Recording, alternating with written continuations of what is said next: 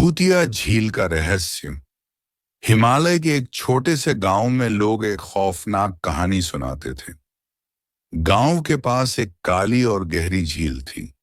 लोग कहते थे कि उस झील में कुछ अजीब शक्ति बसी हुई है।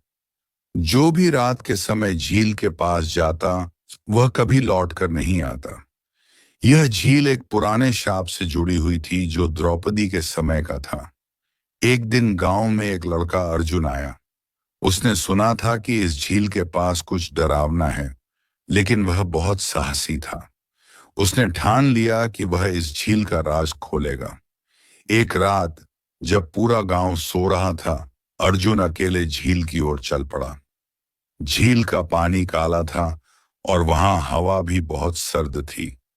अर्जुन ने नाव में बैठकर झील के बीच जाने का फैसला किया। जैसे ही वह झील के बीच में पहुंचा, अचानक अंधेरा और भी गहरा हो गया। उसे लगा जैसे कोई उसे देख रहा हो। फिर एक हल्की आवाज आई, तुम यहां क्यों आए हो? अर्जुन ने डरते हुए पूछा, तुम कौन हो? लेकिन कोई जवाब नहीं आया। अचानक पानी में हलचल हुई और एक भूतिया रूप उभरा। वह द्रौपदी की आत्मा थी, जिसकी आंखों में गुस्सा और दुख था। उसने कहा, यह झील मेरे दुखों का प्रतीक है। तुमने इसे परेशान किया है। अब तुम्हें मेरी तरह यहां रहना होगा। अर्जुन ने डरने की बजाय कहा, मैं डरने वाला नहीं हूं। तुम मुझसे क्या चाहती हो? जैसे ही उसने यह कहा, पानी में बड़ा तूफान सा उठने लगा। अर्जुन ने नाव को तेजी से धकेलने की कोशिश की, लेकिन वह पानी में गिरने लगा।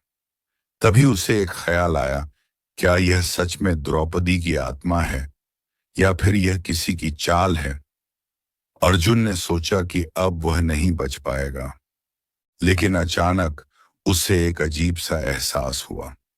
वह झील के किनारे पर था। द्रौपदी का भूत कहीं नहीं था। अर्जुन हैरान हो गया।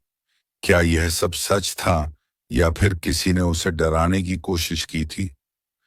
अर्जुन गांव लौट आया और उसने बुजुर्गों से सब कुछ बताया। एक बुजुर्ग ने कहा, तुमने जो देखा वह सपना नहीं था। झील में द्रौपदी की नहीं और भी कई आत्माएं हैं। जो वहां से बचकर आता है वह उसी झील का हिस्सा बन जाता है। अर्जुन ने घबराते हुए महसूस किया कि वह अब झील के उस रहस्य का हिस्सा बन चुका है। उसकी परछाई अब काले पानी में तैर रही थी, जैसे वह अब हमेशा के लिए उस भूतिया दुनिया का हिस्सा बन चुका हो।